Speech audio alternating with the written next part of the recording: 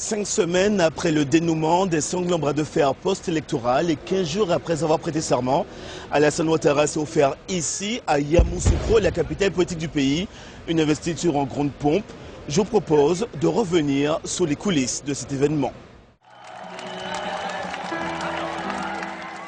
Voici Ado, comme le surnomment ses partisans, assis sous son majestueux fauteuil présidentiel et entouré dans la capitale politique d'une vingtaine de chefs d'État africains et d'un seul venu de l'Occident, le président français Nicolas Sarkozy. La fête a tout l'air d'un couronnement.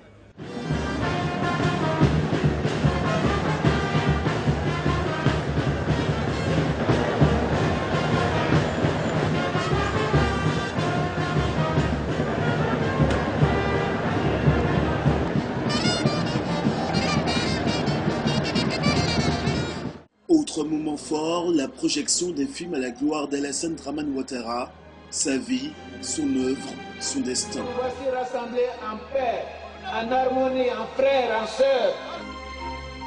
Cet avenir commence dès aujourd'hui.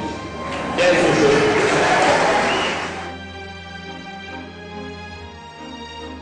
Je suis Alassane Ouattara et beaucoup m'appellent Ado. J'ai eu l'opportunité d'être recruté à la BCEAO, où je deviens gouverneur en 1988, et au FMI, où j'ai occupé la fonction de directeur général adjoint.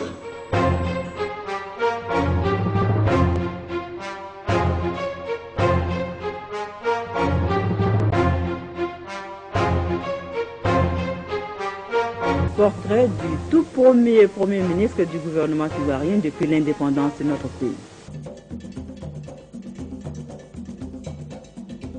Je fais venir auprès de moi un jeune compatriote, Alassane Ouattara. L'homme passe pour être un travailleur infatigable et efficace. Les maîtres mots de son action sont assainissement et rénovation. À la tête d'une petite équipe des ministres, il a accompli, malgré les difficultés énormes, un excellent travail. Je lui fais confiance, vous lui ferez confiance. Dans la salle de presse, les commentaires vont bon train. 400 journalistes ont été accrédités dans une grande majorité d'Européens. Mais seuls quelques-uns d'entre eux ont pu avoir accès à la scène d'investiture.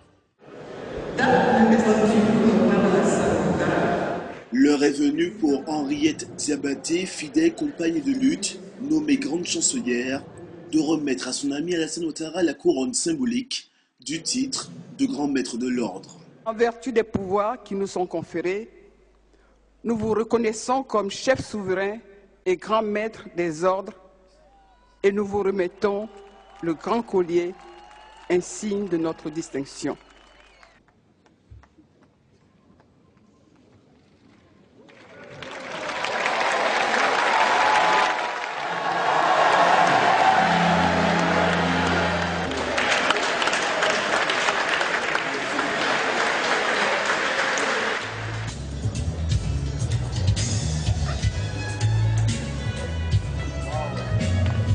Le discours d'Alassane Ouattara a été sobre et convenu. Dans l'ordre, la minute de silence en mémoire des 3000 martyrs de ce conflit post-électoral, la longue litanie des remerciements, l'hommage à Houphouët, l'appel à la réconciliation, au rassemblement et à l'espérance, l'engagement réitéré à se comporter en président de tous les Ivoiriens. Mes chers compatriotes, cette consécration est la vôtre. Cette investiture est votre victoire, la victoire du peuple souverain. Le temps est venu de consolider les piliers de notre République. Le temps est venu de renouer avec les valeurs profondes de notre belle Côte d'Ivoire et de rassembler les Ivoiriens. Oui, rassembler les Ivoiriens. Chers frères, chères sœurs, célébrons la paix. La paix sans laquelle aucun développement n'est possible.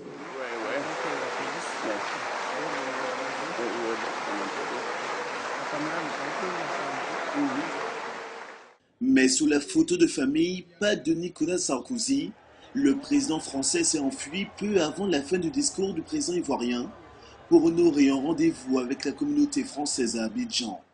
L'armée française n'est pas là pour assurer la stabilité de quelque gouvernement que cela soit, fût-il un gouvernement ami. Ce sont les Ivoiriens qui doivent choisir.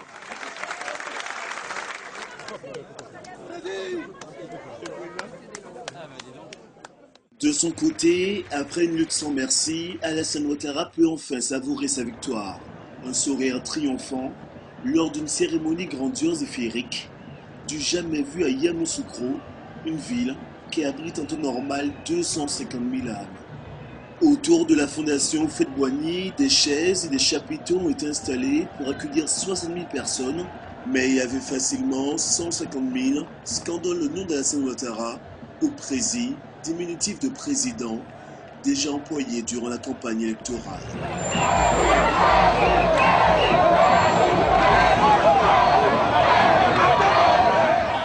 Les chefs d'État présents ont été catégoriques.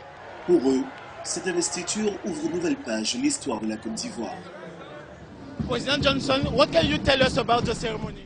Cette cérémonie était superbe. Le discours du président Ouattara était très beau.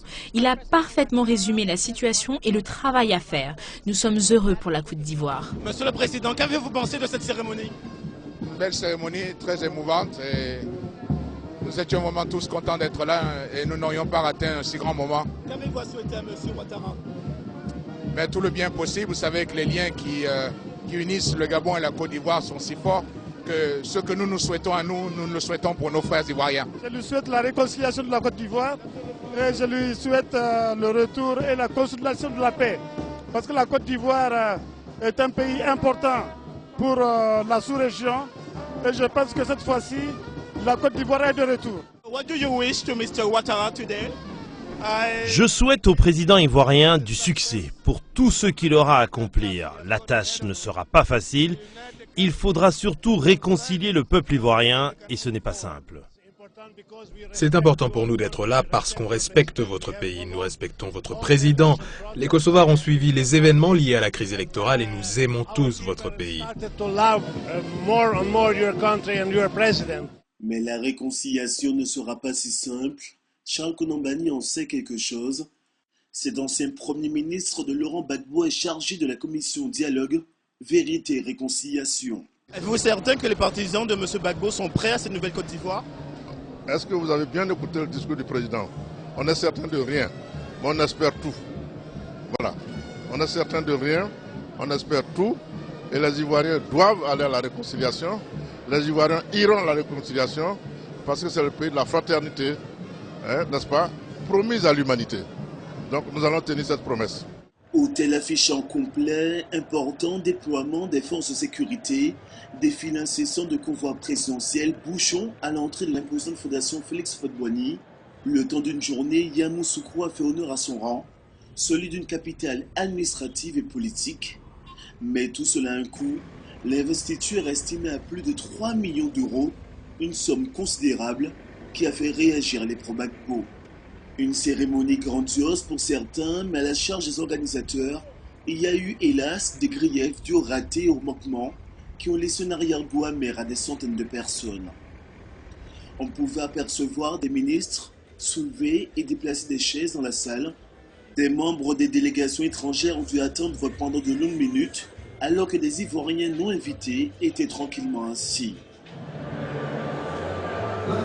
À l'entrée, aucun contrôle de tout ce monde, il n'y avait pas de détecteur de métaux, encore moins de scanner. Et pour couronner le tout, la cérémonie a débuté avec 2 heures de retard.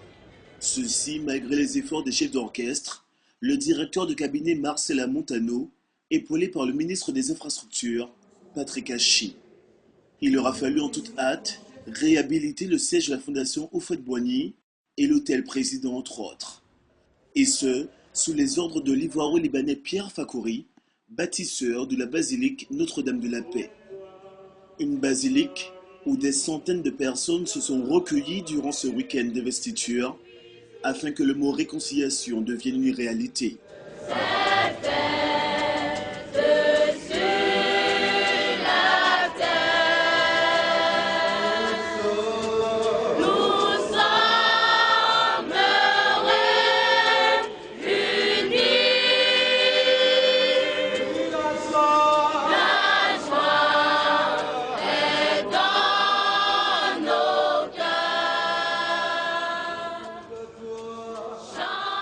L'organisation de la cérémonie a été confiée à une agence française.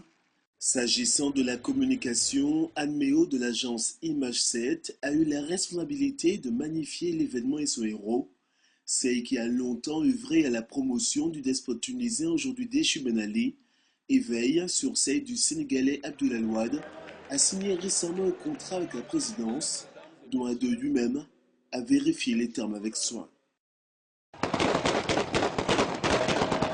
Des tirs pour fêter la victoire. À l'instar de Yamoussoukro, Abidjan s'est mise aux couleurs de la grande cérémonie de l'investiture d'Alassane Ouattara. De l'aéroport Félix Houphouët-Boigny au palais présidentiel, en passant par le boulevard Giscard, le drapeau orange, blanc et vert flotte de partout. Il y a un nouveau président qui est venu, on sait qu'on va reprendre une nouvelle vie là. En tant que Dieu est là, il y a un seul Dieu, il n'y a rien en face. Nous sommes fatigués. Nous avions trop été traumatisés, on ne veut plus de ça. On veut la paix. Avec Ado, avec tout le RHDP. L'amour, la joie, l'harmonie, la sincérité dans le cœur de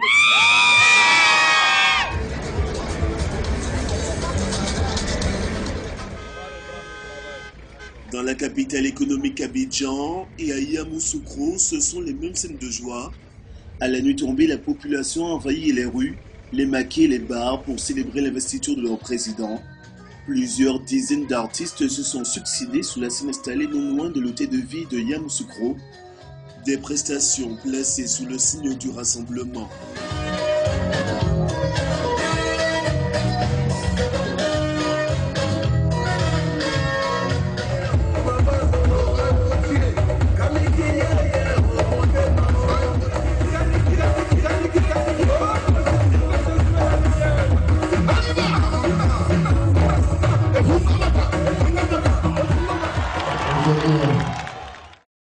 Au lendemain de la cérémonie d'investiture d'Alassane Ouattara, la mobilisation continue aux abords de la fondation Houphouët-Boigny. Plusieurs centaines de personnes y ont passé leur 4e ou leur 5e nuit. Et le moins que l'on puisse dire, c'est que l'ambiance est encore à son paroxysme.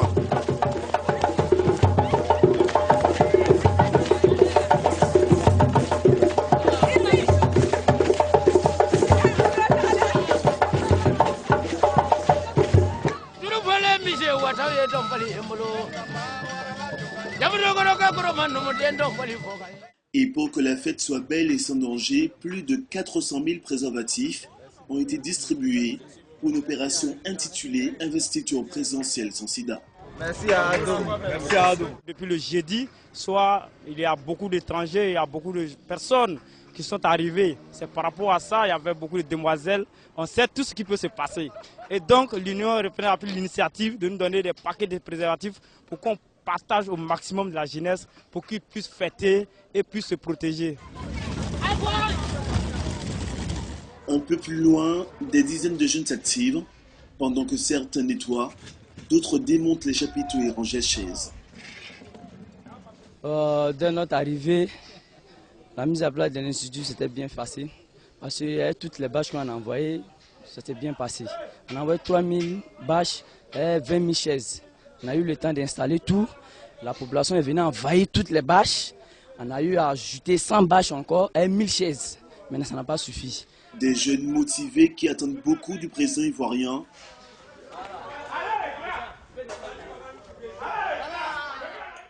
Alassane Ouattara devra réconcilier des communautés profondément divisées par plus d'une décennie de crise et relancer une activité économique au ralenti.